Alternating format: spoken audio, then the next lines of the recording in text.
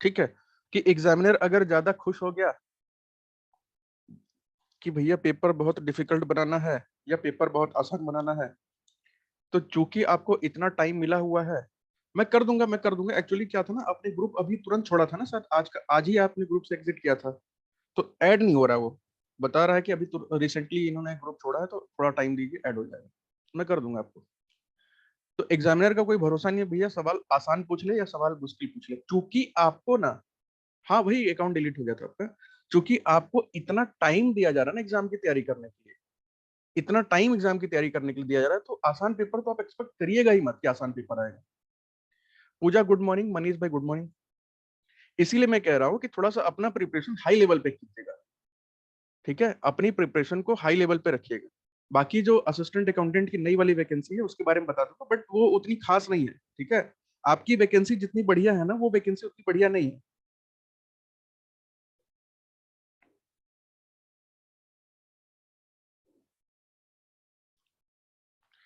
Good morning Devvrat भाई। बाकी subject की क्लास कब से? बाकी सब्जेक्ट की क्लास भाई नेक्स्ट वीक से, मंडे ट्यूसडे वेडनेसडे से सब स्टार्ट हो जाएगा आपका, धीरे धीरे।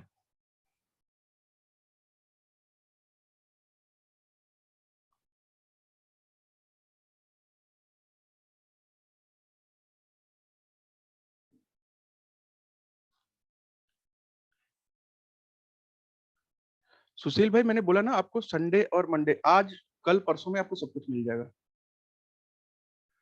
अरे यूपी आरबीएनएल भैया, उनके पास कोई काम नहीं है, यही सब सवाल पूछते हैं, सब चीज दे देते हैं।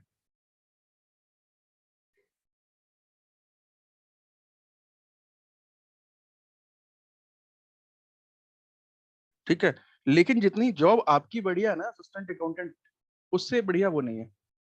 फिजिक्स की पीडीएफ है क्या भाई? मुझे देखना पड़ेगा भाई, भाई होनी चाहिए। Good morning Nargis. चले स्टार्ट कर ले, लगभग सभी लोग आ गए हैं। देखिए टॉपिक थोड़ा सा मुश्किल है, इसलिए थोड़ा सा बात समझिएगा।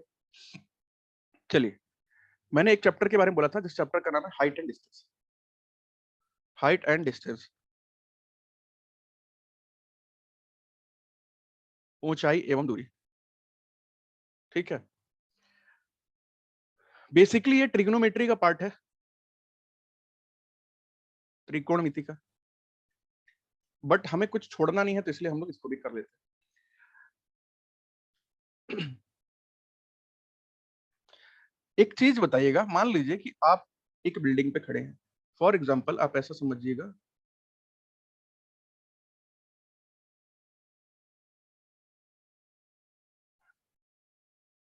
देवव्रत भाई देखिए एग्जाम ना थोड़ा सा दोनों का डिफरेंस भी है, ठीक है। मैं तो आपको सजेस्ट करूंगा कि आप फॉर्म भरिए, लेकिन एग्जाम थोड़ा सा ना दोनों का डिफरेंट टाइप का होता है, लेकिन आप चाहे तो फॉर्म भर सकते हैं, उसमें कोई इशू नहीं है।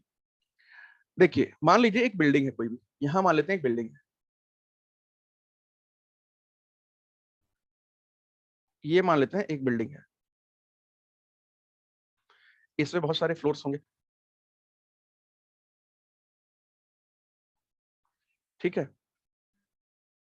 ये बिल्डिंग की छत है, ये बिल्डिंग की छत है, और यहाँ पे कोई खड़ा है, मान के चलिए ऐसे ऐसे, मान लीजिए यहाँ पे कोई खड़ा है। मैं बता दूंगा शाम को, मैं बता दूंगा शाम को, इस पे वीडियो डालूंगा मैं। मान लीजिए यहाँ पे आपके इस बिल्डिंग पे कोई खड़ा है, ठीक है, और आप जो है जमीन पे, आप यहाँ पे खड़े हैं, मान लीजिए ये जमीन, मान लीजिए आप यहाँ पे खड़े हैं, ठीक है। आप ऊपर देख रहे हैं, मतलब मान के चलिए कि आप ऊपर जो छत पे खड़ा है आप उनको देख रहे हैं, और जो छत पे खड़ा है वो आपको देख रहा है, ठीक है। आप जमीन पे खड़े होकर छत पे देख रहे हैं, और जो छत पे खड़ा है वो वहां से खड़ा होकर जमीन पे देख रहा है।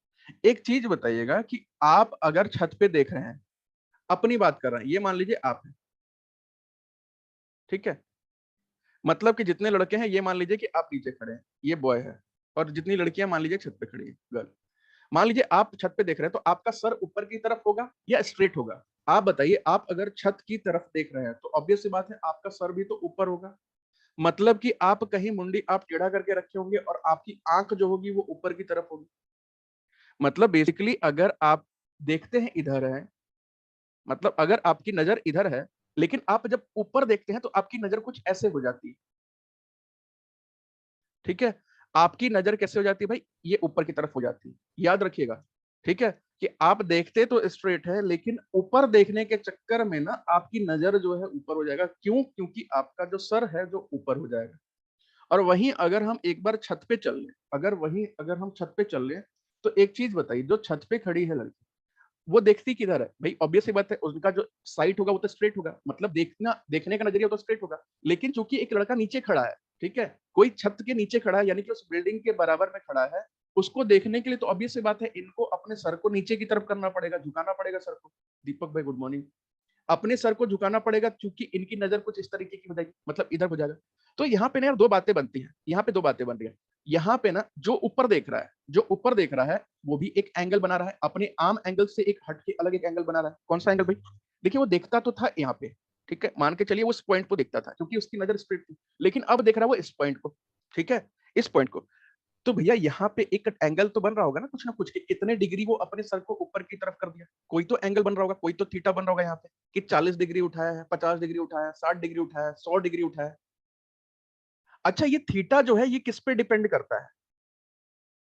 थीटा है, ये बढ़ेगा घटेगा, ये किस पे डिपेंड करता है? ये मान लीजिए डिस्टेंस है, बिल्डिंग से आपकी डिस्टेंस है, इतनी दूरी है, और ये मान लीजिए हाइट है, बिल्डिंग की हाइट है। ये किस पे डिपेंड करेगा? डिस्टेंस पे डिपेंड करेगा या हाइट पे डिपेंड करेगा? ये जो थीटा है वो कब बदलेगा? ये डिस्टेंस जब आप और दूर पास आएंगे तब बदलेगा, या बिल्डिंग की हाइट और बढ़ा देंगे या बिल्डिंग की हाइट और कम कर देंगे तब ये घटेगा या बढ़ेगा? ठीक है उमंग भाई, डिस्टेंस पे, प्रीति हाइट पे, ठीक है, दीपांशु डिस्टेंस पे। देखिए यार, ये दोनों पे डिपेंड करेगा, आप करीब जाएंगे ना। अब एक चीज बताइए, अगर मैं, आप यहाँ पे 45 डिग्री का एंगल बन रहा है, आपको मैं बिल्डिंग के एकदम पास खड़ा कर दूं, तो भैया एकदम पता है ना, आपको एकदम ऊपर मुंडी करके देखना पड़ेगा, 80 डिग्री बनाना पड़ेगा, पूरा पूरा एकदम ऊपर की तरफ देखना पड़ेगा, क्योंकि आप एकदम करीब आ गए ना। और अगर मैं बिल्डिंग की हाइट को छोटा कर दूं तो ऑब्वियस बात है, आपको तो इधर ही देखना पड़ेगा यहाँ सामने, या बिल्डिंग की हाइट को और बड़ा कर दूं उससे आपको यहाँ देखना पड़ेगा। तो ये दोनों पे डिपेंड करता है, डिस्टेंस पे भी, हाइट पे भी, ठीक है। तो जो यहाँ पे देखिए, दो टर्म आपको देखने को मिलेंगे, बस घबराइएगा मत। ये जो नीचे से ना छत पे देख रहा है जो लड़का, जो छत पे देख रहा है, इसको बोलते हैं एंगल ऑफ एलिवेशन, ठीक है। एंगल ऑफ एलिवेशन को ना आप बाई डिफॉल्ट मान के चलेंगे ना। हाँ, फर्स्ट है। एंगल ऑफ डिफरेंशन को आप बाय डिफॉल्ट मान के चलेंगे ना, कि आप जमीन से देख रहे हैं, ठीक है, मतलब आपकी हाइट वाइट बाय डिफॉल्ट 0 है, ऐसा मान के चलना है, ये मानी जाएगी। मतलब हम मांगते हैं ना, ये वाला थीटा, मतलब हम मानते हैं कि यहाँ जो भी लड़का खड़ा है उसकी हाइट वाइट 0 है, उसकी हाइट है ही नहीं उस लड़की की, ठीक है। और लड़की की भी ऐसे ही मानते हैं कि लड़की जो छत पे खड़ी है उसकी हाइट बाय डिफॉल्ट 0 है, मतलब उसकी हाइट जो छत की जो हाइट है ना, ये वाली अगर नीचे की तरफ देखती है तो ये वाला, ठीक है। अब ये जो थीटा है ना, ये जो थीटा है इसको बोलते हैं एंगल ऑफ एलिवेशन। क्या बोलते हैं भैया? एंगल ऑफ एलिवेशन, ऊंचाई का कोण। और जो छत पे खड़ा होकर नीचे देख रहा है ना आपको, ये जो यहाँ पे थीटा बना है, इसको बोलते हैं एंगल ऑफ डिप्रेशन, ठीक है। एंगल ऑफ डिप्रेशन, जो लड़की छत से देखेगी उसको बोलते हैं एंगल ऑफ डिप्रेशन। इसको हिंदी में बोलते हैं हम अवनमन कोण, अवनमन कोण।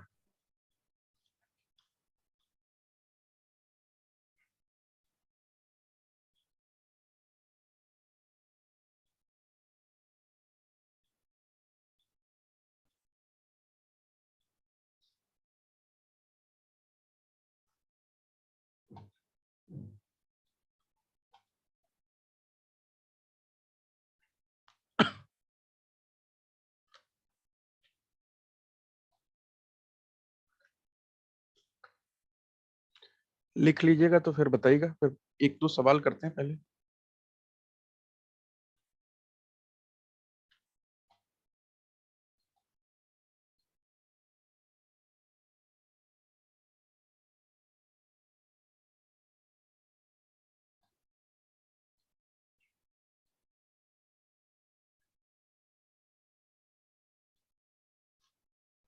हो गया? चलिए, डन। एक क्वेश्चन करके देखते हैं ना, फिर मैं आपको इसका कॉन्सेप्ट बताता हूँ।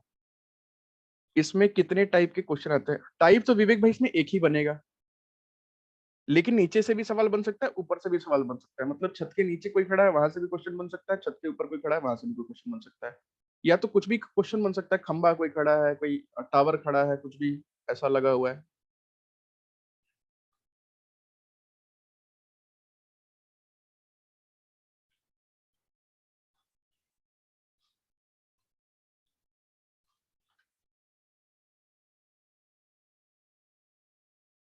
एक बार ना ये क्वेश्चन ट्राई करिए तो।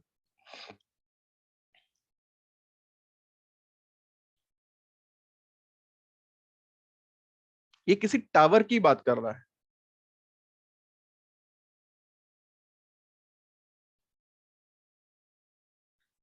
कि from a point 375 metre away from the foot of a tower, the top of the tower observed an angle of elevation of 45 degree 45 degree, then the height of the tower is. ठीक है, बता रहा है कि किसी एक tower से करीब 375 मीटर दूर, 375 मीटर दूर आप खड़े हैं और आपने उस टावर का ना सबसे ऊपर देखा, टावर के सबसे ऊपर वाले हिस्से को देखा है। तो वो ऊपर वाला हिस्सा आपको कितना दिखाई दे रहा है? 45 डिग्री के एंगल पे, 45 डिग्री के कोण पे दिखाई दे रहा है।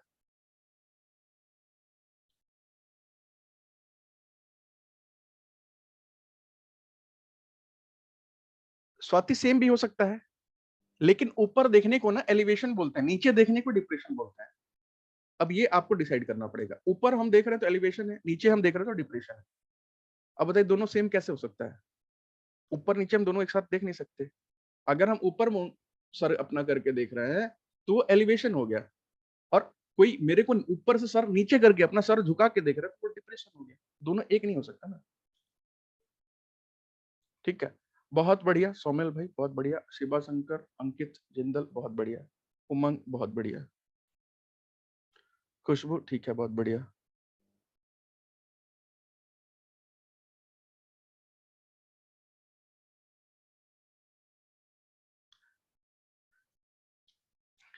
मनीष भाई, ठीक है, बहुत बढ़िया। देखिए यार, इस क्वेश्चन को ना करने के बहुत सारे तरीके, पता नहीं कितने तरीके मैं आपको बता नहीं सकता हूँ। मैं आपको एक दो तरीके बताता हूँ। वैसे तो देखिए, मैं आपको ट्रिग्नोमेट्री से बताने वाला हूँ, फिर मैं बताऊंगा आपको शॉर्टकट में। इंद्रजीत भाई, गुड मॉर्निंग, सॉरी, ठीक है, अभी देख लेते हैं आंसर। 225 ही बता रहे हैं ना, देख लेते हैं। आपसे बता रहा है कि मान लीजिए ये कोई टावर है, ठीक है, ये कोई टावर है और यहाँ पे मान लीजिए नेटवर्क रूटर जो भी लगा हुआ है।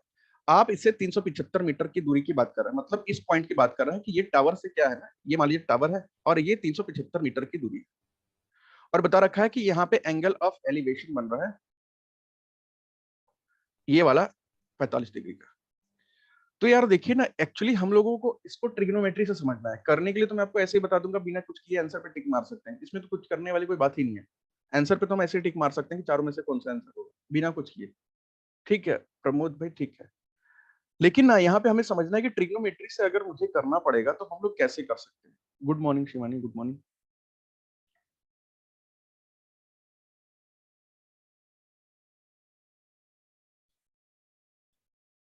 अब यहाँ पे बात समझिएगा कि भैया, एक चीज बताइए, ये हमें दिया है क्या? ये हमारा बेस है, बेस है ना, आधार। और ये क्या है भैया? ये वाला जो ट्रायंगल के सेंस बताया था, ये मैंने बताया था ना, परपेंडिकुलर है,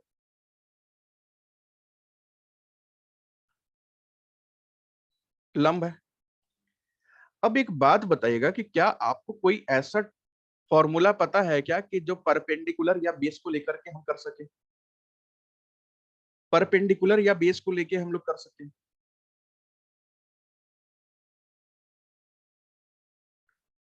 आपको कोई ऐसा फॉर्मूला पता है क्या कि जिसमें हम परपेंडिकुलर और बेस को लेके हम कुछ कर सके?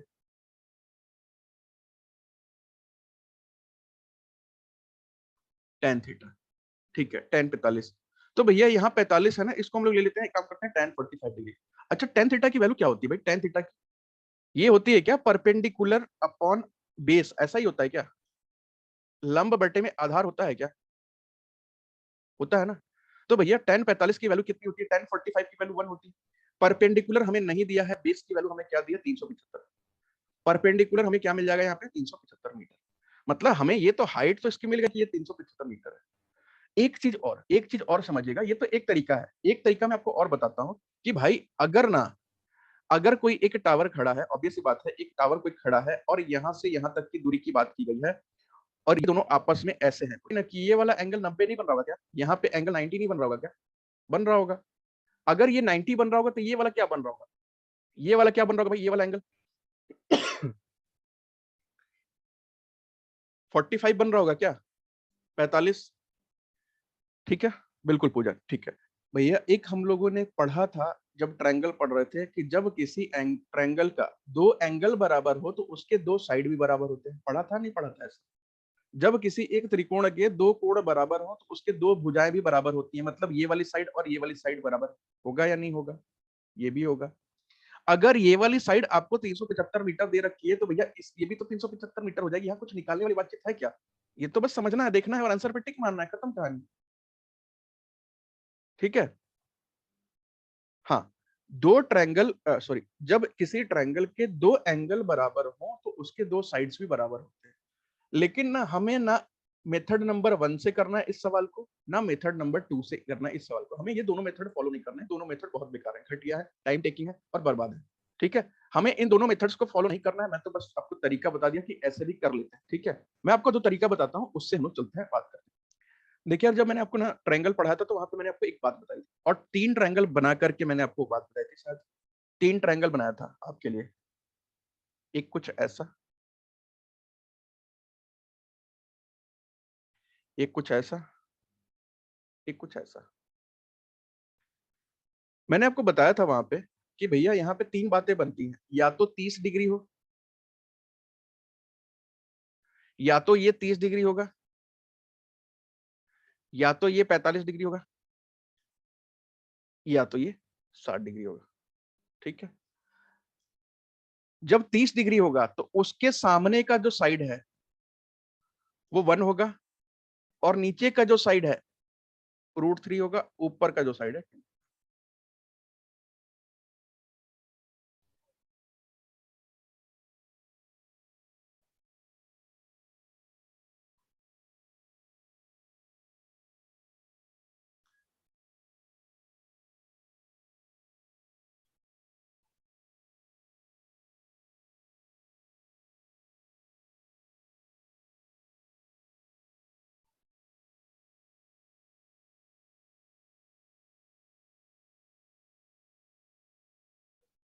ठीक है, एक हो गया √3, एक हो गया 1, एक हो गया 2।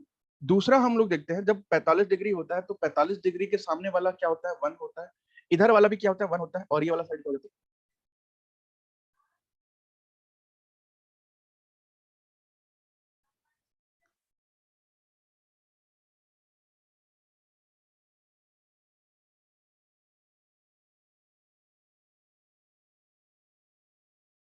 ठीक है। और 60 डिग्री मैंने बताया था कि 60 डिग्री, 60 डिग्री के सामने जो होता है वो क्या होता है? √3 होता है। नीचे 1 होता है, √3 का स्क्वायर, 1 का स्क्वायर, ये हो जाएगा।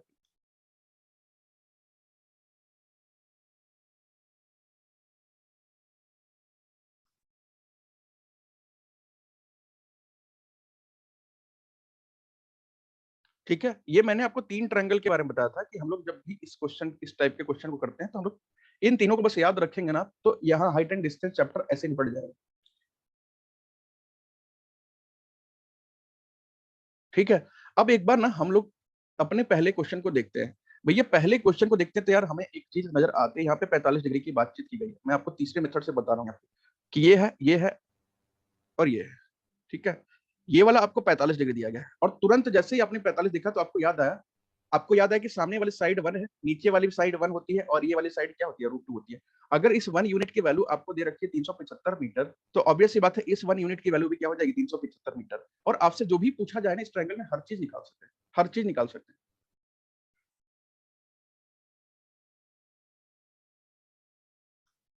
ठीक है, तो एक बार आप इसको देख लीजिए, मैंने इसको पढ़ाया था। आप वहां पे सिमिलैरिटी जब हम लोग स्टार्ट कर रहे थे ना, वहीं पे मैंने इसको बताया था, एक बार देख लीजिएगा वहां भी।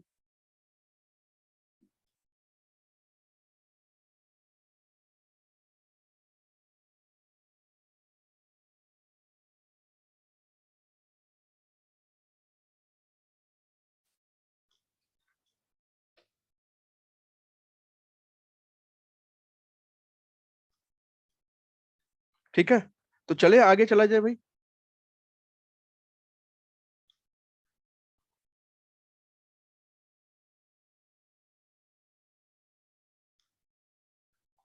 चलिए,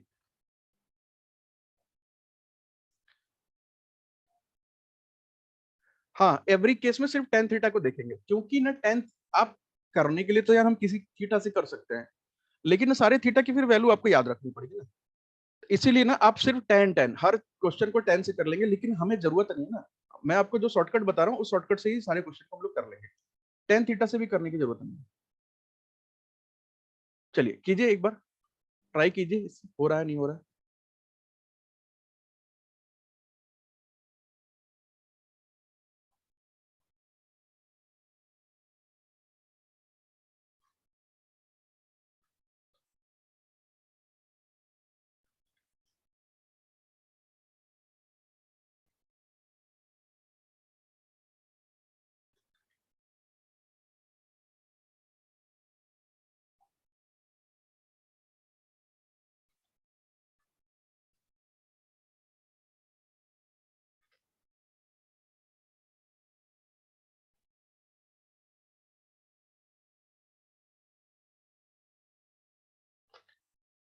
ये भी उसी टाइप का सवाल है। From a point P on a level ground the angle of elevation top of the tower is 60 degree. भैया कोई टावर वर है और बता रखा है कि टावर की ऊंचाई 180 मीटर है। ठीक है, बता रखा है कि जब हम ऊपर देख रहे हैं ना 60 डिग्री का एंगल बन रहा है, तो पूछ रहा है आप उस टावर से कितनी दूरी पे खड़े हैं। ठीक है सोमिल भाई, ठीक है, बहुत बढ़िया, बहुत बढ़िया। प्रीति ठीक है, देख लेते हैं, बहुत बढ़िया।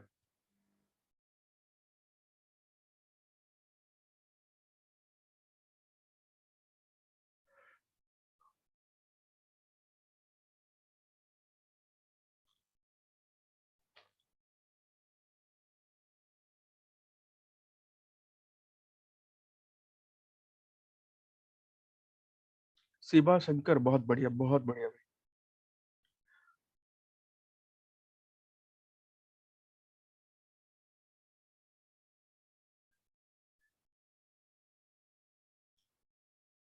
खुशबू ठीक है, ठीक है, बहुत बढ़िया।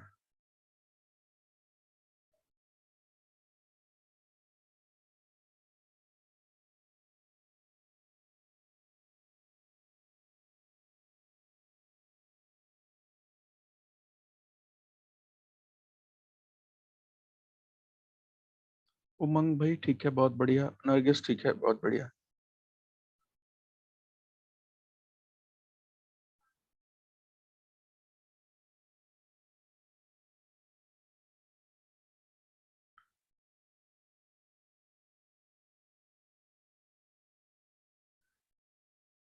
देखिए मनीष भाई ठीक है। भाई देखिए क्वेश्चन तो है बहुत आसान, अभी मैंने तरीका बताया कि भैया अगर आपको सिर्फ और सिर्फ यहाँ पे क्वेश्चन में क्या क्या रहा है कि भैया 180 मीटर दूर, ये सॉरी 180 मीटर लंबा एक टावर है।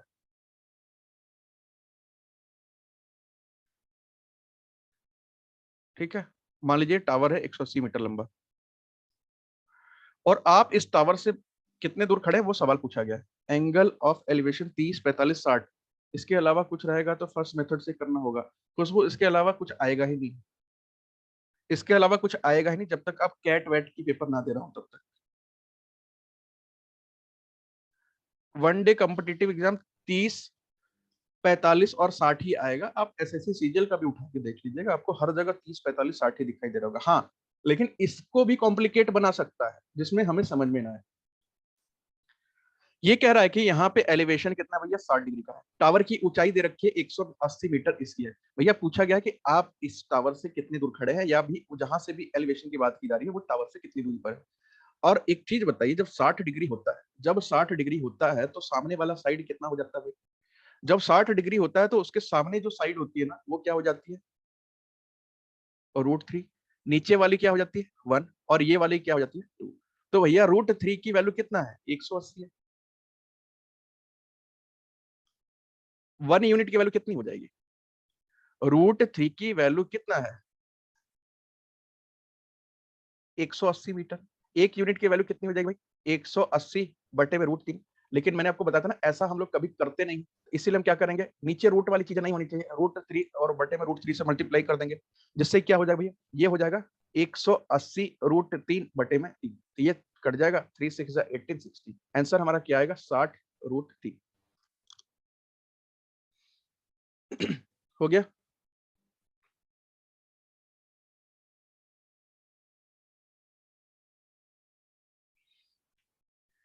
ये आ जाएगा आपका 60√3 मीटर।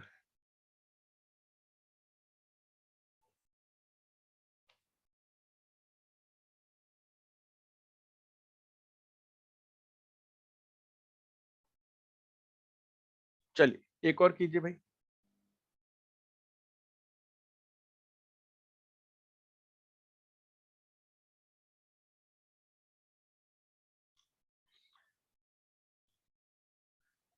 सुशील भाई मैथ्स तो कल ही खत्म हो गया, ये तो बस मैं करवा दे रहा हूँ एडिशनल, क्या पता अगर बन गया तो बन गया। ठीक है।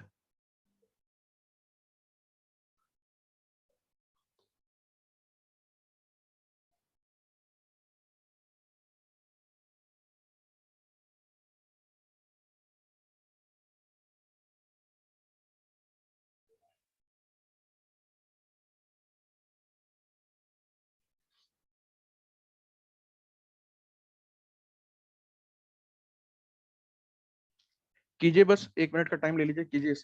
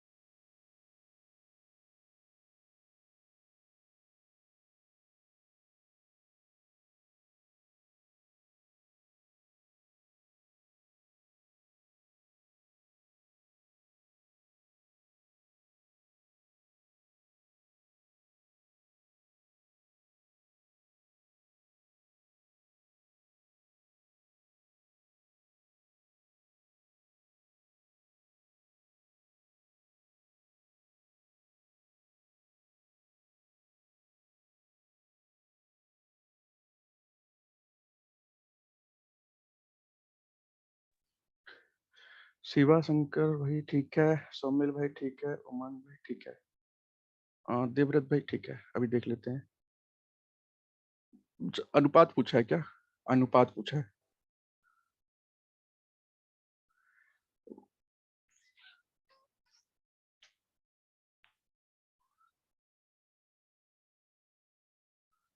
विवेक भाई ठीक है।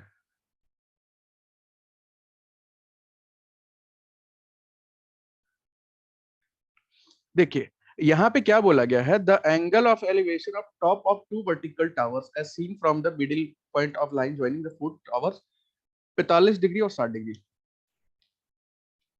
मतलब कि ये आपको बता रहा है कि भैया दो वर्टिकल टावर है, एक कोई टावर इधर है और एक कोई टावर इधर है। ठीक है। ये बोल रहा है कि एक जगह से देखते हैं तो ये 45 दिखता है, और दूसरे टावर को देखते हैं तो वो 60 दिखता है। मतलब अगर हम इस टावर को देखते हैं तो 45 दिखता है, इस टावर को देखते हैं तो ये 60 दिखता है। ये कुछ ऐसा मान लीजिए कि मतलब ये वाला देखते हैं तो ये 45 दिखाई देता है, ये वाला देखते हैं तो ये 60 दिखाई देता है। और आपको क्या बोला गया है, the ratio of height of the tower is, अच्छा ये हाइट पूछा गया है कि इसका क्या हाइट होगा और इसका क्या हाइट होगा, H1:S2 ये पूछा गया आपसे। 90:30√3। सुशील भाई ठीक है, देख लेते हैं, अभी देख लेते हैं। अब एक चीज बताइए कि मुझे अभी मैंने आपको बताया था ना कि 45 जब होगा, जब भी 45 होगा उसके सामने क्या होगा, एक होगा, और उसके नीचे क्या होगा, एक होगा। ये बात तो आपको पता ही है, ये बात आपको पता ही है। और जब भी 60 होगा, जब भी 60 डिग्री होगा, तो उसके सामने क्या होगा भाई, तो √3 होगा, और उसके नीचे क्या होगा, 1 होगा। अब यहाँ भी कुछ पूछने वाली बात है क्या कि हाइट का वो क्या होगा, जब आपको कुछ दिया ही नहीं है लंबाई चौड़ाई, तो भैया ये H1 1 हो जाएगा, और ये H2 कितना हो जाएगा, √3 हो जाएगा। तो मतलब हमारा क्या मिल गया, 1:√3। कुछ है ही नहीं ना यहाँ पे, तो निकालने की जरूरत क्या है, कोई लेंथ ब्रेथ भी तो नहीं दिया किसी चीज का। अगर लंबाई उम्बाई दिया होता तो देखते, नहीं दिया तो वही रेशियो डाल दीजिए जो आप ट्रिग्नोमेट्री से निकालेंगे।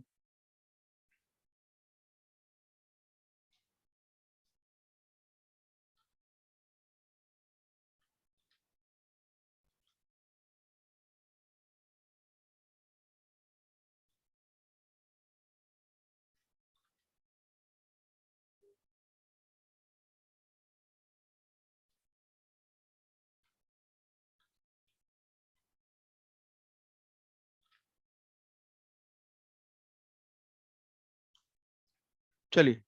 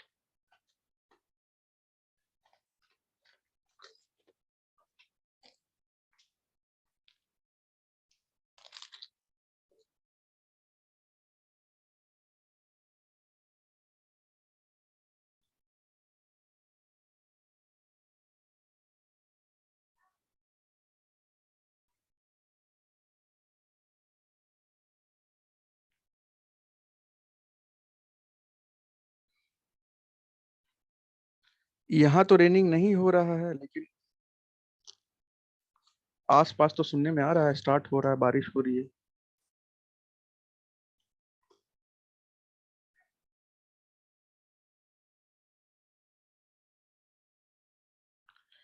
सोमिल भाई ठीक है, बहुत बढ़िया। गाजियाबाद में हो रही ना? हाँ, उधर हो रही है, बिहार में भी थोड़ा थोड़ा कहीं कहीं हो रही है, यूपी में भी हो रही है, लेकिन यूपी वेस्ट में उस साइड हो रही है, अभी यूपी ईस्ट तक पहुंचा नहीं है। इंद्रजीत भाई ठीक है, बहुत बढ़िया।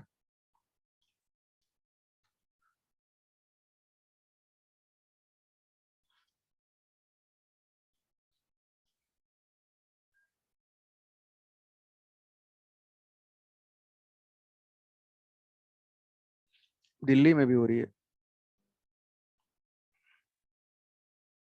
चलिए भैया, दिल्ली में तो बारिश तो, दिल्ली में बारिश का मौसम तो होता ही नहीं है वैसे। वहां तो 12 महीना जिस दिन मूड कर दिया आज तो चलो बहा देते हैं तो हो गया। वहां तो देखें, गर्मी में भी ठंडी में भी किसी दिन हो गया, आईटीओ भर गया पूरा। राजीव भाई ठीक है, देख लेते हैं। सबसे बेकार जगह दिल्ली, मैं तो 8-10 साल रह के परेशान हो गया वहाँ। अच्छी जगह भी है कि सब चीज अवेलेबल है, सारी फैसिलिटीज अवेलेबल है, सारी कोचिंग अवेलेबल है, सारी किताबें अवेलेबल है, सारी दुकानें अवेलेबल है स्टूडेंट्स के लिए। बस वही एक दिक्कत है, पॉल्यूशन एक्सट्रीम, एक्सेस बहुत ज्यादा है, एक्सेस बहुत ज्यादा है। मतलब आप बीमार पड़ेंगे ही पड़ेंगे, उसका कोई अल्टरनेट ही नहीं है, पढ़ना ही पढ़ना है। वहां से लोग पलायन कर रहे हैं, अरे पलायन नहीं कर रहे भैया, कोविड है, पलायन कर रहे हैं इसलिए। कोविड खत्म होगा फिर वापस चले जाएंगे। पॉपुलेशन डेंसिटी बहुत ज्यादा है ना, घनत्व वहां बहुत ज्यादा है, इसीलिए वहां पे चीजें फैलती बहुत ज्यादा है।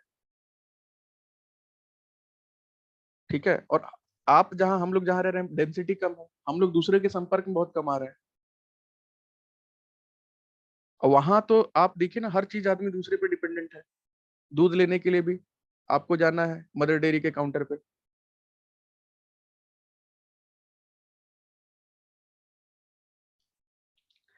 देखिए, हर चीज का डिमेरिट मेरिट दोनों होता है।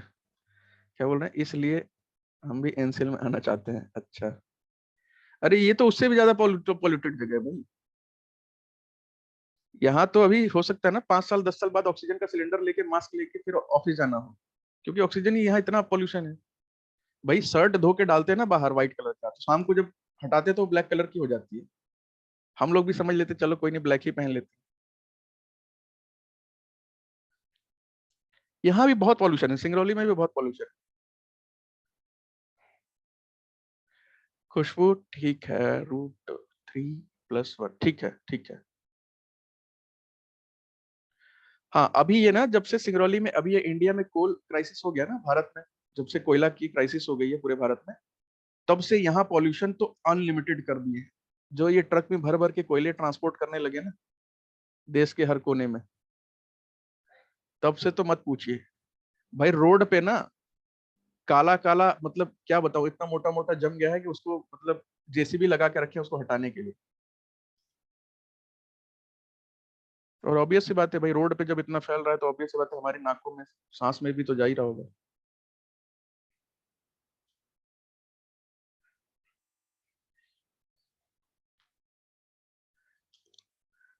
चलिए करके देख लेते हैं इस क्वेश्चन को। और अभी तो नौकरी कहीं मिल जाए यार, कहीं मिल जाए, एनसीएल की बात नहीं, कहीं भी। मैंने बोला सुशील भाई कल मैं आपको बता दूंगा, एडमिशन देखिए कल से स्टार्ट हो रहा है हर चीज का। ये यूपी आरवीएनएल भी किसी को भरना हो तो भी, यूपी पीसीएल का किसी को बैच फिर से करना हो तो भी, या कुछ भी आपको करना हो, कल से आपको हर चीज अवेलेबल होगा, आप खुद से कर लीजिएगा, आपको मुझे बोलना नहीं पड़ेगा। ठीक है, कैसे होगा ये मैं बता दूंगा बस। देखिए यहाँ पे ना सवाल में आपको बोला क्या गया है, थोड़ा सा कॉम्प्लिकेटेड सवाल है। बोला गया है on the level ground the angle of elevation of top of a tower is 30 metre, 30 degree. ठीक है, आप कहीं खड़े होकर के ना एक टावर को देखते हैं तो आपको क्या दिखाई देता है कि वो 30 डिग्री के एलिवेशन पे है। जैसे कि मान लीजिए ये कोई टावर था और आप यहाँ पे खड़े थे। जब आप वहां पे खड़े थे ना तो आपने वहां से क्या महसूस किया कि जो आपका एंगल ऑफ एलिवेशन था, ठीक है, कुछ ऐसा मान लेते हैं, जो आपका एंगल ऑफ एलिवेशन था ये कितना बन रहा था, 30 डिग्री। ठीक है, और कह रहा है कि ये जब 20 मीटर और चलता है ना टावर के पास, मतलब यहां से ये 20 मीटर इधर की तरफ चलता है, मान लीजिए वो यहां तक आ गया 20 मीटर, 20 मीटर इधर की तरफ चलता है ना, तो यार उसको पता चलता है कि यार ये एंगल ऑफ एलिवेशन जो है ना ये अब 45 डिग्री हो गया, अब जो है यहां से 45 डिग्री हो गया। आपसे पूछा गया है क्या कि then the height of the tower is, ये पूछा गया, ये कितना है, हाइट बराबर क्या हो सकता है। तो देखिए हम लोग कर कैसे सकते हैं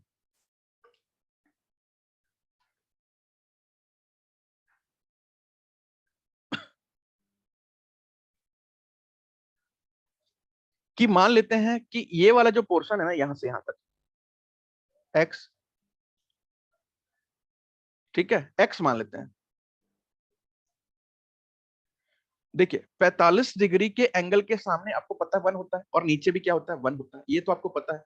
अच्छा ये पूरी की पूरी दूरी कितनी हो जाएगी भाई, पूरी की पूरी दूरी कितनी हो जाएगी, 20 मीटर इधर था, एक्स इधर मान लिया हमने, 20 + x हो जाएगा। अच्छा ये भी एक्स हो जाएगा क्या, ये वाला भी साइड एक्स ही हो जाएगा क्या, चूंकि ये 1 यूनिट बराबर एक्स है तो ये भी तो बराबर है ना, 1 यूनिट बराबर ये भी एक्स हो जाएगा। मतलब यहां तक तो हमें क्लियर है कि भैया ये वाली चीज भी ना यहाँ पे भी एक्स आएगा और ये भी 1 है। लेकिन यार पंगा ये है ना कि एक साइड हमें पता है 20 + x है, एक साइड हमें पता है एक्स है। अब इस कंडीशन में हम लोग कैसे निकाल सकते हैं उसका हाइट वाइट।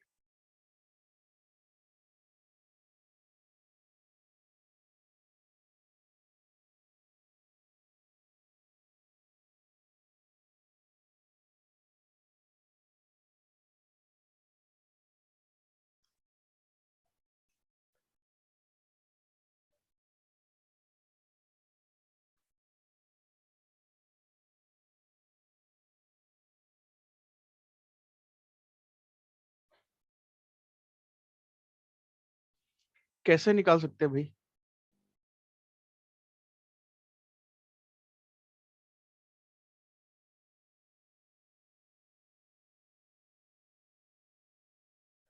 अच्छा एक चीज बताइए, जो 60 डिग्री वाला ट्रायंगल है ना,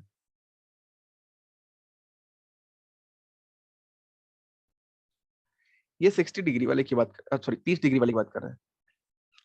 √3x बराबर x प्लस, ठीक ठीक है शिवा शंकर भाई, ठीक है, बहुत बढ़िया। ये जो 30 डिग्री वाला है ना, इसके सामने वाला क्या होता है भाई, एक होता है, इसके नीचे क्या होता है, √3 होता है, ये वाला क्या होता है, 2 होता है।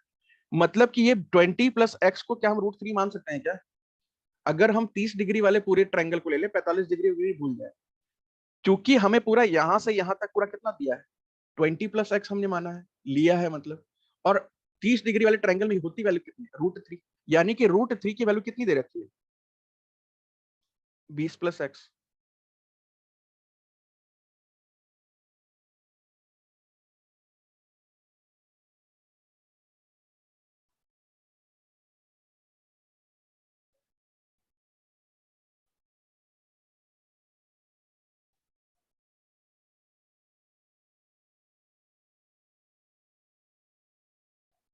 ठीक है, अगर मुझे यहाँ 1 की वैल्यू चाहिए ना, ये √3 की वैल्यू तो चलो इतना है, 1 की वैल्यू चाहिए तो कितना हो जाएगा भाई?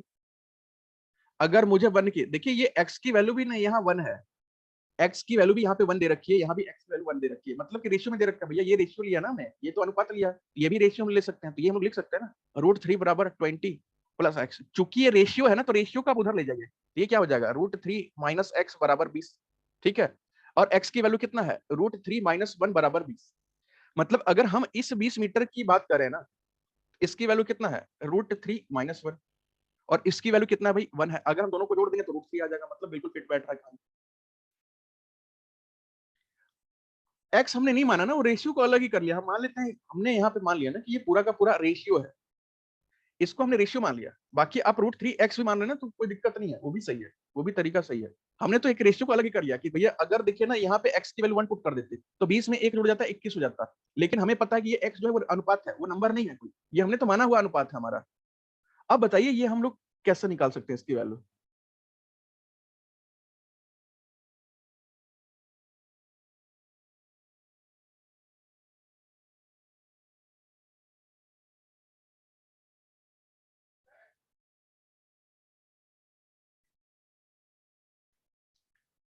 ठीक है, हमें चाहिए 1 की वैल्यू, आपको दे रखा है कि √3 माइनस 1 बराबर 20 दे रखा है, हमें चाहिए 1 की वैल्यू, तो 1 की वैल्यू हमें ये निकालना है ना, 20 बटे में √3 माइनस 1 हो जाएगा। लेकिन हम लोग नीचे रूट रूट वाली चीजों को हम लोग रखते नहीं है, तो इसलिए हम लोग क्या कर देंगे, इसमें इस फ्रैक्शन में हम मल्टीप्लाई का क्या कर देंगे, √3 प्लस 1 बटे में √3 प्लस 1।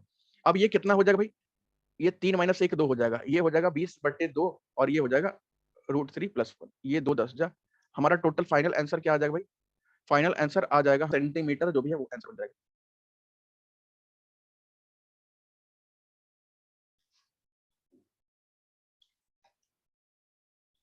करना कुछ नहीं, बस वैल्यू वैल्यू तो निकालना है।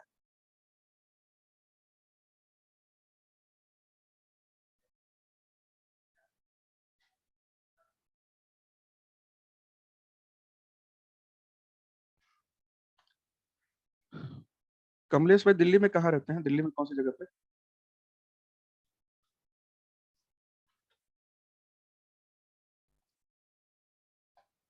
ठीक है, चलिए, बहुत बढ़िया।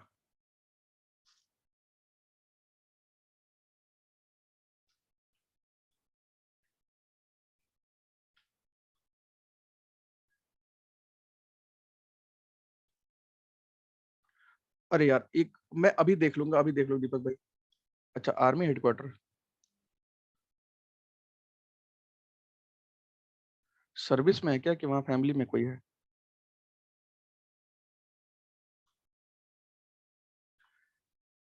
देखिए ये वाला क्वेश्चन एक बार ट्राई करिए, हो रहा है क्या? अच्छा, चलिए बहुत बढ़िया भाई। नहीं आज नहीं है, बस मंडे या मंडे से स्टार्ट कर लेंगे। कल आप लोगों को बता दूंगा क्या चीज कैसे करना है, नोट्स वोट्स के बारे में सारा, एमसीक्यू कहाँ कैसे मिलेगा, कैसे कब मिलेगा, सब चीज वहाँ, क्वेश्चन को कैसे प्रैक्टिस करेंगे, वो सब आप लोग स्टार्ट कर दीजिए कल से वहां से। फिर हम लोग, जिसको इंग्लिश में लेना होगा ले लीजिएगा, फिर वेडनेसडे से इंग्लिश का बैच स्टार्ट है, बुधवार से।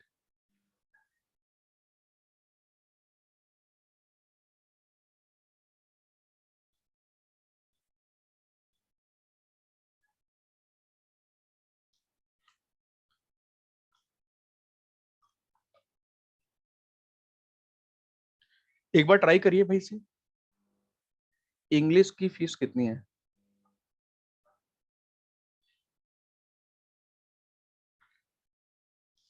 चलिए तैयारी करते रहिए कमलेश भाई। देखिए मैं तो बोलूंगा यार आप लोगों को कि आप लोग हर चीज की तैयारी करिए, हर चीज की, जिस चीज की भी कर सकते हैं। अगर आप क्वालिफिकेशन रखते हैं तो आप तैयारी करिए उस चीज की। मतलब जरूरी थोड़ी ना कि यार अगर मान लीजिए एनसीएल में नहीं आएगा, मान लीजिए फॉर एग्जाम्पल मान लेते हैं कि 5 साल वैकेंसी नहीं आएगी, तो क्या हम 5 साल बैठे रहेंगे फिर? तो वो भी नहीं करना ना हमें। अगर हमारे पास 10th है, अगर हमारे पास 12th है, कुछ भी है, तो करते रहिए। दीपक भाई आप कहाँ रहते हैं? दिल्ली में? उमंग भाई ठीक है, बहुत बढ़िया। ठीक है, अभी ना ऐसा लाइफ हो गया है, कोविड के चलते ऐसी सबकी लाइफ हो गई है, तो अभी तो कुछ भी मिल जाए यार। अभी हमें कोई भी सरकारी नौकरी मिल जाए, हमें 15,000 ही मिले, 20,000 ही मिले, कम से कम हमारा खर्चा तो चले, फैमिली से तो हम इंडिपेंडेंट हो जाए ना। भाई कॉमन सी बात है कि अगर हमारी एज 24-25 साल या 26 साल 30 साल हो गई है, तो मेरे पेरेंट्स की जो एज होगी वो भी तो करीब करीब यही मान के चलिए 55 60 50 55 के आसपास होगी। तो भाई अब वो उस उम्र में अपनी लाइफ के बारे में सोचेंगे कि उनको कैसे जीना है, या आपके बारे में सोचेंगे कि आपको कैसे जीने देना है। ठीक है। करोल बाग ठीक है, कहाँ कर, एग्जैक्ट लोकेशन बताइए। राजीव भाई ठीक है, और इंद्रजीत भाई ठीक है, सी मतलब सी है ना। और शिवा शंकर बहुत बढ़िया, खुशबू 11.4। अच्छा ये सी वाला ठीक है। मतलब दो आंसर आ रहा है, एक सी भी आ रहा है, एक डी भी आ रहा है। यहाँ पे कंफ्यूजन है। ठीक है। पटेल नगर मेट्रो स्टेशन ठीक है। पूरे दिल्ली का ना मैं एक एक चप्पा चप्पा जानता हूँ भाई। काम धंधा तो कुछ था नहीं, कॉलेज में पढ़ाते नहीं थे। ठीक है मनीष भाई ठीक है। तो हम लोग भी दिल्ली घूमते रहते थे। लखनऊ तो उमंग भाई आते ही रहते हैं, अभी तो गया था एक दिन लखनऊ। लेकिन अब जिंदगी ऐसी झंड हो गई है ना कि 1 घंटे के लिए भी, 1 घंटे मैं लखनऊ गया था कितने देर के लिए? वही कम से कम 1-2 घंटे के लिए गया होगा। दिल्ली कैंट, हाँ दिल्ली वो तो मैं समझ गया, army headquarter Delhi cantt. School भी है दिल्ली कैंट, पूरा अंदर पूरा घुमा हूँ, आर्मी हेडक्वार्टर आपका। देवव्रत भाई ठीक है। कौन से कॉलेज में थे? अरे वो फर्जी कॉलेज ऑफ पता नहीं कौन सा था, कॉमर्स एंड टेक्नोलॉजी, बंद हो गया वो कॉलेज वॉलेज मेरा। अब पढ़ाई मन तो लगता नहीं था, वो पैसे दे के पास करवाते ना, वहां पे मैं पढ़ता था। क्योंकि 10th 12th वैसे ही किया था मैंने, तो फिर पढ़ाई में इंटरेस्ट था नहीं। वो बोले हम करवा देंगे, 10,000 दे दो ग्रेजुएशन। मैंने दे दिया था भाई उनको। देखिए ठीक है, D 11.4, D 11.4, सी है 11.4 ना। देखिए सी और डी दोनों आंसर आ रहा है, पंगा यहाँ पे है। सवाल एक बार देखते हैं क्या बता रहा है कि एन ऑब्जर्वर 1.4 मीटर टॉल। देखिए ना क्या होता है कि जब तक किसी का हाइट ना दे, ठीक है, मान लीजिए कि मैं अगर छत पे देख रहा हूं, अगर वो मेरी हाइट ना बताए तो बाय डिफॉल्ट सब चीज को जीरो मान के चलना है। अच्छा, डी होगा 11.4 नहीं। जब तक हमारी हाइट के बारे में कुछ ना बोले तब तक बाय डिफॉल्ट अपनी हाइट को जीरो मान के चलना है। लेकिन यहाँ पे बता रखा है ना कि एक टावर से एक पर्यवेक्षक 1.4 मीटर लंबा है। मतलब उस आदमी की वो हाइट बता रखा है कि एक कोई देख रहा है, ऑब्जर्व कर रहा है, उसकी हाइट बता रखा है। तो जब हाइट बताएगा ना तो भैया आप हाइट फिर लेंगे। मतलब वो क्या कह रहा है कि एक टावर है मान लीजिए, ठीक है, ये मान लीजिए टावर है, यहाँ पे एक आदमी खड़ा है, ऐसा, ये मान लीजिए एक आदमी खड़ा है, और इसकी हाइट दे रखी है 1.4 metre. Angle of elevation from his eye to the top of the tower is 60 degree. ठीक है, और ये मान लेते हैं कुछ ऐसा है, ये टावर को टॉप पे देख रहा है ऐसे करके, और अगर स्ट्रेट दिखता तो यहां दिखता। ये जो बन रहा है ये बन रहा है 60 डिग्री। तो भैया ये अगर 1.4 है तो इधर भी 1.4 ही बन रहा होगा। ठीक है। और क्या बोल रहा है, the height of the tower is, height आपसे पूछा गया, tall is 10 metre, 10√3 metre away. अच्छा ये भी दे रखा है 10√3 मीटर है टावर से दूर आदमी खड़ा। तो हाइट निकालने में फिर क्या पंगा है भाई? भैया ये भी 10√3 है ना, तो यहां से आप इसका निकाल लीजिए, 60 डिग्री जब ट्रायंगल बनता है 60 डिग्री, तो उसके सामने वाला एंगल कितना होता है 60 के सामने वाला? √3। ये हो जाएगा एक, ये हो जाएगा दो। तो भैया अगर एक यूनिट की वैल्यू आपको दे रखा है 10√3, तो √3 की वैल्यू कितनी हो जाएगी? 10√3। अब क्या करें? 10√3 के बाद क्या किया जाए उसमें?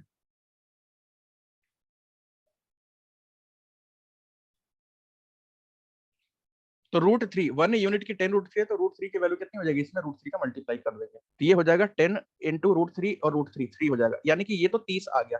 ये जो है ना, इसकी 30 मीटर आ गई ऊंचाई, ऊंचाई जो भी है। आपसे पूछा गया कि टोटल इसकी हाइट कितना है, तो ये टावर की हाइट तो पूरा यहाँ से लेकर के यहाँ तक है, और वो कितना हो जाएगा? दोनों को जोड़ दीजिए, ये हो जाएगा 30 + 1। ऑप्शन नंबर डी जो है वो करेक्ट आंसर है।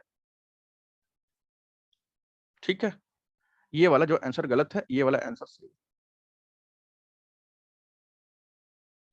भाई समझ में आ रहा है ना चैप्टर?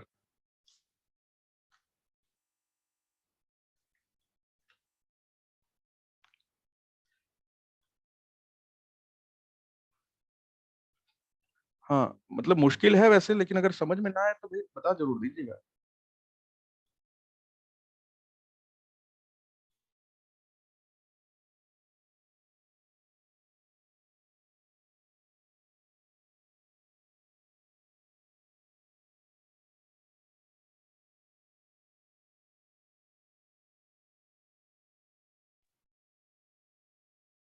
लास्ट वाला क्वेश्चन लगा देना। लास्ट वाला कौन सा क्वेश्चन? ये वाला देख लीजिए।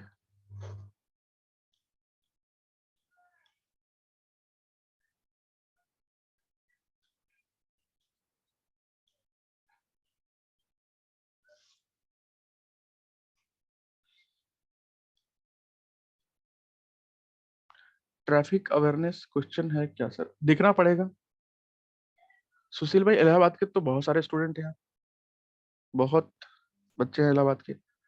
अभी तो इलाहाबाद के 2-3 स्टूडेंट का सिलेक्शन भी हुआ है। इलाहाबाद वाराणसी के बहुत सारे स्टूडेंट हैं, बहुत सारे।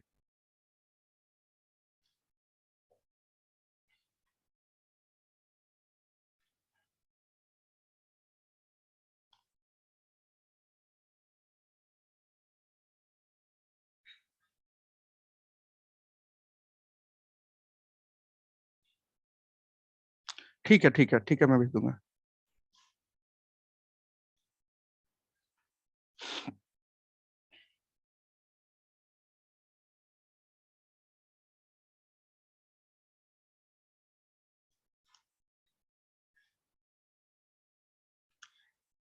शिवा शंकर, ठीक है, बहुत बढ़िया भाई।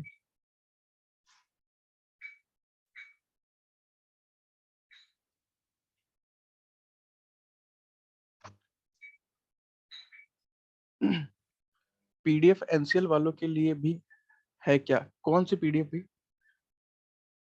भाई एनसीएल के लिए तो अलग है पीडीएफ, सब कुछ।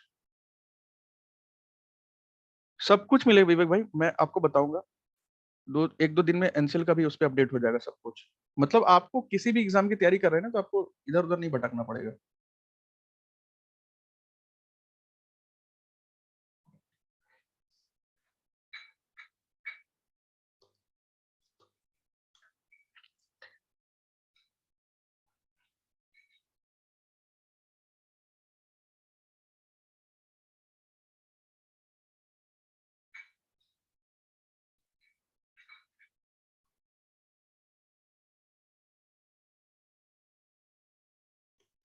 उमंग भाई ठीक है, ठीक है, बहुत बढ़िया।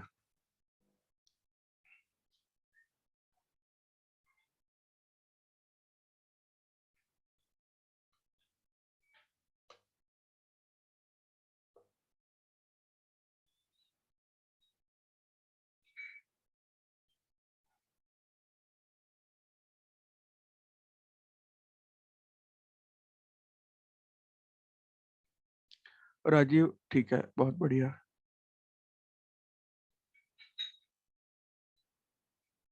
इंग्लिश ग्रामर आता है क्या? हिंदी से तो पूछता है। मनोज भाई देखिए यार, इंग्लिश ग्रामर तो वैसे सिलेबस में बेसिक है इंग्लिश वहां पे, लेकिन सीन ये है ना कि मतलब बाकी के जितने भी कॉम्पिटिटिव एग्जाम है इंग्लिश तो पूछते ही पूछते हैं, या तो हिंदी तो पूछते पूछते हैं। इंद्रजीत भाई ठीक है, बहुत बढ़िया। खुशबू ठीक है, बहुत बढ़िया। अभी देख लेते हैं। और जिसके पास ग्रेजुएशन का डिग्री हो भाई, एसएससी सीजीएल का फॉर्म भर दीजिएगा। एमटीएस जो आए हैं ये क्लर्क क्लर्क सब भर दीजिएगा, ये सही सीखा। मैं आपको आज और कल में सारे वैकेंसीज के बारे में बता दूंगा। अगर किसी के पास वो क्वालिफिकेशन होगी, अगर आपको लगता है कि आप तैयारी कर सकते हैं, 2-4 महीने हैं आपके पास, तो भर दीजिएगा। नहीं तो अगले साल से पूरा सिस्टम गड़बड़ हो जाएगा। अगले साल क्या, इसी साल के एंड से पूरा सिस्टम गड़बड़ हो जाएगा।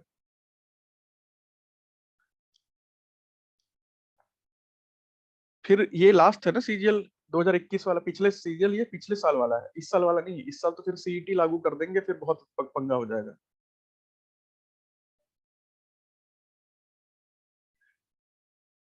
हाँ तो भर दीजिए इंद्रजीत भाई, सीजीएल भर दीजिए यार, डबल एओ का पोस्ट भर दीजिए। तैयारी करिए यार थोड़ा लग के, 2-3 महीने। मैं आज और कल में आपको सारी वैकेंसीज के बारे में अपडेट कर दूंगा भाई। जिसको लगेगा कि आप उसको कर रहे हैं तो आप भर दीजिएगा। नहीं नहीं, सेम सिलेबस नहीं है एए का। सीईटी सेंट्रल एलिजिबिलिटी टेस्ट हो जाएगा भैया, फिर ये सारे एग्जाम, उसको फॉर्म को भरने वाले 4 करोड़ लोग होंगे, 3-4 करोड़ लोग उस फॉर्म को भरेंगे।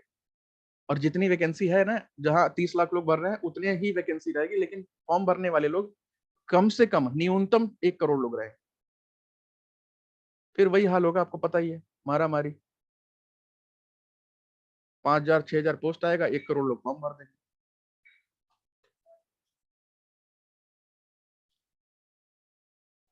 नरगिस अभी मैं बता दूंगा आपको, सीजीएल है किसी को भरना है, जीएस तैयारी कर सकते हैं तो भर दीजिएगा। देवव्रत भाई ठीक है, बहुत बढ़िया।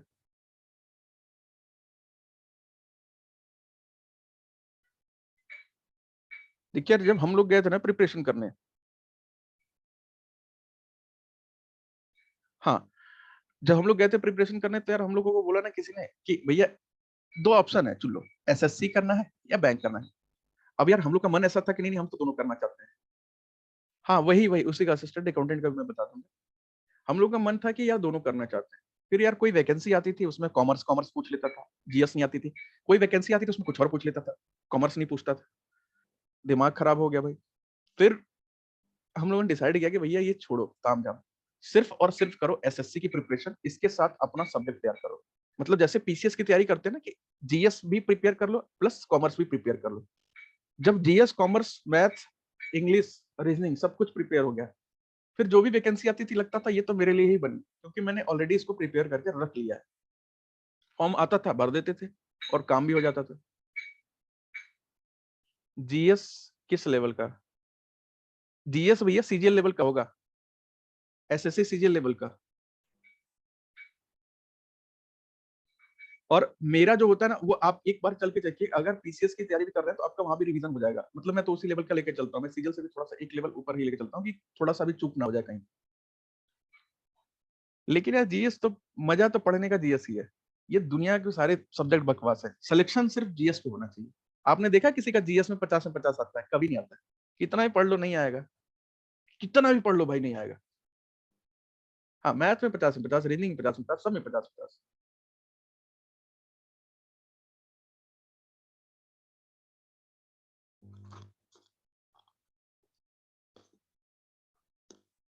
हाँ देखिए यार, मैं ना, मैं उन्हीं के पास पढ़ता था, राकेश यादव सर के पास। 2016 में, 15-16 में मैं उनके पास पढ़ता था, फिर उन्हीं के पास पढ़ाता भी था। डाउट फैकल्टी में उन्हीं के पास था बहुत टाइम तक, और अभी भी खास करके काम कर ही रहे थे। लेकिन वहां सीखने को मिल जाती है ना चीजें, बच्चे फेल होते हैं क्यों होते हैं, वहां तो इतने सारे हजारों लोगों से कम्युनिकेशन होता था, तो पता चलता था ना कि वो फेल क्यों हुआ है। लाइफ में ना आप 2 लोगों को फॉलो करिए, मैं ये नहीं करता हूँ कि मुझे करिए या किसी और करिए। लाइफ में सिर्फ 2 लोगों को फॉलो करना चाहिए, ठीक है? किसको? एक तो जो सक्सेसफुल है, जो मतलब नौकरी ले लिया, जिसने नौकरी ले लिया है उसकी बात कर रहा है, और एक जो फेल्यूर है। कौन सा फेल्यूर? वो नहीं जो एसएससी में भैया एग्जाम दिया, मान लीजिए 100 नंबर का एग्जाम दिया और 2 नंबर लेके आया, वो फेल्यूर नहीं है, वो फेल नहीं हुआ है। उस बंदे से पूछिए जिसमें 87 पे सिलेक्शन था, उस बंदे का 86.5 आया, मतलब वो सिलेक्शन होते होते रह गया। इससे पूछेंगे ना तो ये बताएगा कि भैया इसने गलती क्या की, और इससे सक्सेसफुल वाले से पूछेंगे तो बताएगा कि उसने सिलेक्शन लेने के लिए क्या किया था। बस गलती वाले से सीख लीजिएगा, वो जो गलती किया है आपसे ना हो जाए, और जो सिलेक्शन लिया है उससे सीख लीजिएगा उसने क्या किया था, बस वो फॉलो कर लीजिएगा। और बीच वालों से मतलब नहीं, जो 10 नंबर 5 नंबर लेके आ रहे हैं, गुटखा खा के जाते हैं पेपर देने, भैया उनका तो कहीं जगह नहीं है ना, उनके लिए नौकरी भी नहीं बनी है। अब यहाँ पे सवाल आपका कह रहा है ना, the height of two towers 90 metre 45 metre, the line joining their tops, अच्छा लाइन से है, हाँ बिल्कुल उसी से सीईटी से होगा। एक लाइन में है, मान के चलिए कुछ ऐसे बने हुए हैं कि एक मान लीजिए यहाँ है और एक मान लीजिए यहाँ है, ऐसे।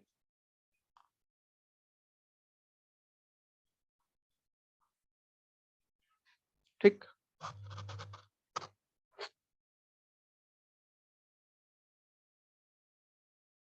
ये सुशील भाई पढ़ाई करिए यार, अभी तो उसके लिए बस पढ़ाई करिए, बस अभी इसके लिए कुछ नहीं बोलेंगे। किसी भी नौकरी को पाने के लिए बस मेहनत कर करिए, रुकिए मत, एक दिन भी मत छोड़िए। ठीक है, ये कह रहा है कि 90 मीटर और 45 मीटर। अच्छा हाइट दे रखा है, मान लीजिए ये 90 मीटर है इसका, इसकी हाइट 90 मीटर दे रखी है, और इसकी हाइट दे रखी है 45 मीटर, ठीक है। और आपको बोल रहा है their tops make an angle of 45 degree. अच्छा टॉप पे 45 डिग्री बन रहा है दोनों जगह, मतलब ये भी 45 बन रहा है, और ऑब्वियस सी बात है इसके पैरेलल में कोई भी लाइन रहेगी तो उसको भी 45 बनेगा, या एक दो लाइन और खींचेंगे तो वो भी 45 ही बन रहा होगा। मतलब ये तो आपके पास ढांचा एक तैयार हो गया। तो आपसे पूछ रहा है the distance between the two towers is, अच्छा आपको यहाँ और यहाँ के बीच का दूरी बताना है, ये क्या है या क्या हो सकता है।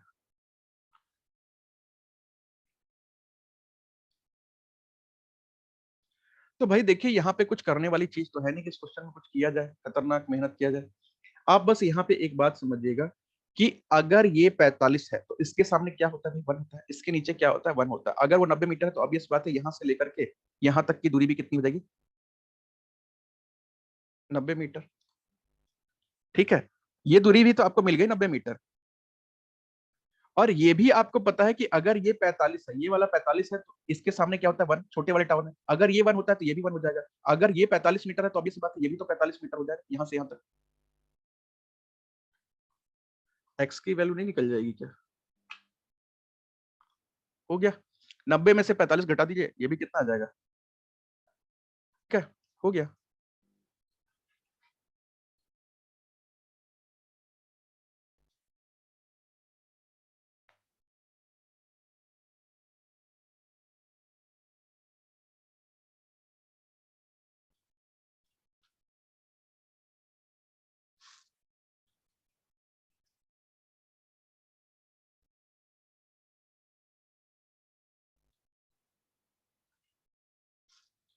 मैं रिपीट कर दे रहा हूँ।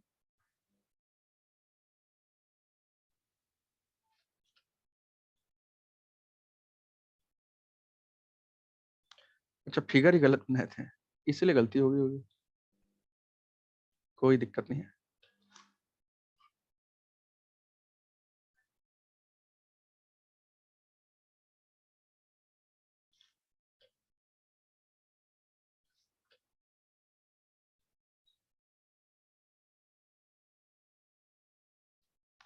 देखिए यहाँ पे ना क्या कह रहा था, सवाल को पहले पढ़ लीजिए बढ़िया से। देखिए क्वेश्चन क्या कर रहा था, the height of two towers is 90 metre और 45 मीटर। भैया इसको हमने पहला टावर मान लिया, इसको हमने दूसरा टावर मान लिया, ये टावर 1 था, ये टावर 2 था। हाँ कर लीजिए कर लीजिए। टावर 1 है और टावर 2 है। टावर 1 बता रखा है 90 मीटर है, टावर 2 बता रखा है 45 मीटर है। कह रखा है ना कि जो एक लाइन ज्वाइन कर रही है दोनों के टॉप को, दोनों के टॉप को ज्वाइन कर रही है, वो 45 डिग्री का एंगल बना रही है। तो भाई साहब यहाँ पे तो एक समझने वाली बात है कि अगर ये 45 होगा तो ऑब्वियस बात ये 45 होगा, अगर ये 45 होगा तो ऑब्वियस बात ये भी 45 होगा। भैया अगर सेम प्लेटफॉर्म पे पैरेलल लाइंस पे जितने भी एंगल बनेंगे ना सारे के सारे बराबर होते हैं, तो दोनों 45 45 45 सब कुछ 45 बनेगा। अब हमने जब 45 डिग्री के ट्रायंगल वाली बात की थी, कि मैंने बताया था आपको वहां पे कि अगर कोई ट्रायंगल है और ये वाले 45 डिग्री है तो उसके सामने क्या होता है, 1 होता है, नीचे क्या होता है, 1 होता है, ये क्या होता है, √2 होता है। तो उसी तरह अगर ये 45 है तो इसके सामने क्या होगा, 1 होगा। और इसकी की वैल्यू अगर 90 मीटर है तो यहाँ भी 1 यूनिट की वैल्यू कितनी हो जाएगी, 90 मीटर। यानी कि नीचे वाला हमको तो पूरा लंबाई मिल गया ना। अब बड़े वाले ट्रायंगल को छोड़िए, अब छोटे वाले ट्रायंगल पे आ जाइए, इस वाले ट्रायंगल पे आ जाइए, ये छोटे वाले पे, स्मॉल वाले पे, छोटा वाला। यहाँ पे आप देखेंगे कि ये वाला एंगल अगर 45 है तो सामने वाली साइड कितनी देंगे, 1 हो जाएगी। ये 45 मीटर दे रखा है ना यहाँ से यहाँ तक, अगर 45 है तो इस 1 यूनिट की वैल्यू 45 हो जाएगी। अगर पूरा आपको 90 मीटर दे रखा है और यहाँ से यहाँ तक 45 दे रखा है और यहाँ से यहाँ तक आपसे पूछा गया ये वाली डिस्टेंस, तो भैया ये भी तो वही हो जाएगा ना, 45 मीटर। ठीक है, अब एक क्वेश्चन ले लीजिए ना जिसको आप होमवर्क के रूप में करके बताइएगा आंसर क्या आ रहा है। अगर आप बोलेंगे तो इसका मैं आंसर भी बता सकता हूं, या ऑप्शन बता देता हूं, ऑप्शन बता देता हूं भाई।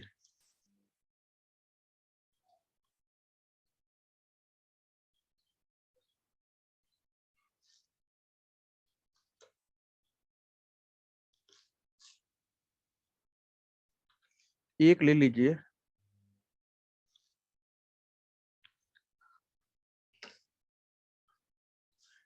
173,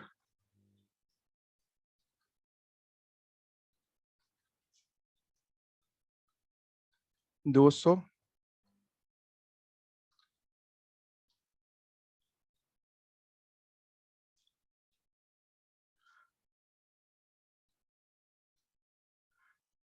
273 मीटर और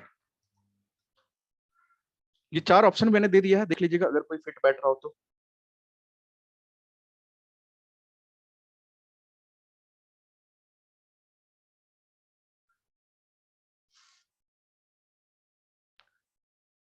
स्क्रीनशॉट ले लीजिए जल्दी से। एक और क्वेश्चन है होमवर्क भाई, 2 क्वेश्चन है होमवर्क के लिए।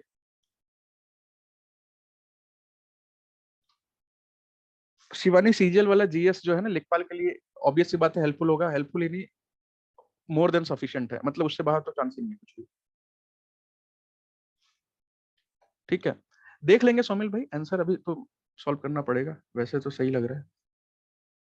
ठीक है, ये होमवर्क है, कर लीजिएगा भाई। आंसर वंसर देख लीजिएगा।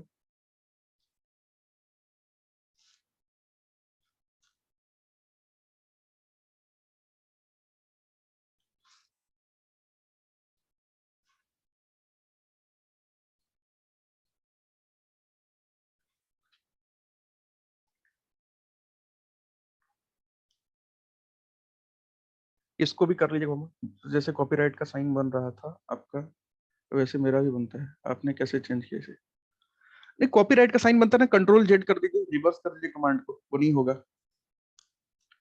जब कॉपीराइट का कमांड बन रहा है ना ऑटोमेटिक, तो कंट्रोल जेड कर दीजिएगा, कमांड को रिवर्स कर दीजिएगा बस। ये भी स्क्रीनशॉट ले लीजिए भाई। ये दोनों क्वेश्चन मैंने होमवर्क दिया है, क्वेश्चन नंबर 7 और क्वेश्चन नंबर 8।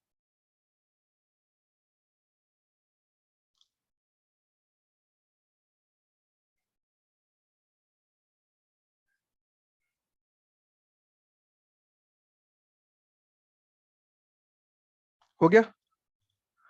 ये क्वेश्चन नंबर 8 है, इससे पहले मैंने क्वेश्चन नंबर 7 लगाया था, ये वाला।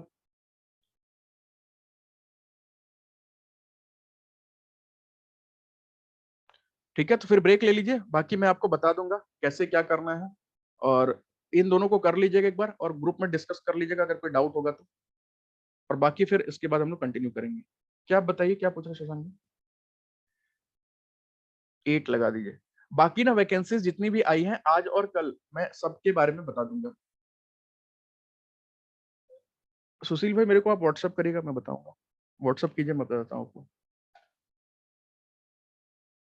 ठीक है, अब देख लीजिएगा आंसर सही है सोमिल भाई, देख लीजिएगा। ठीक है, कर लीजिएगा शशांक भाई अभी।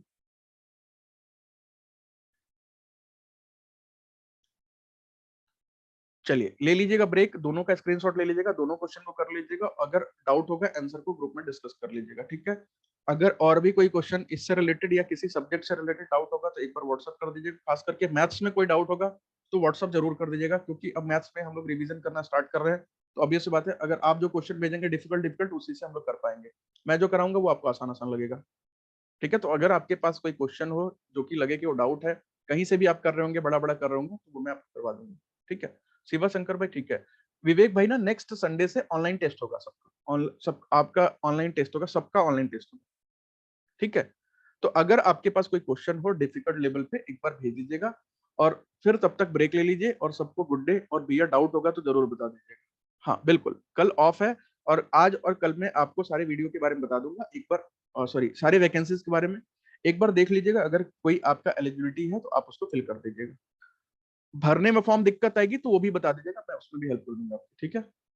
चलिए चलिए, सभी लोग ब्रेक ले लीजिए, मिलते हैं अगली क्लास में, तब तक के लिए सबको गुड डे और बाय।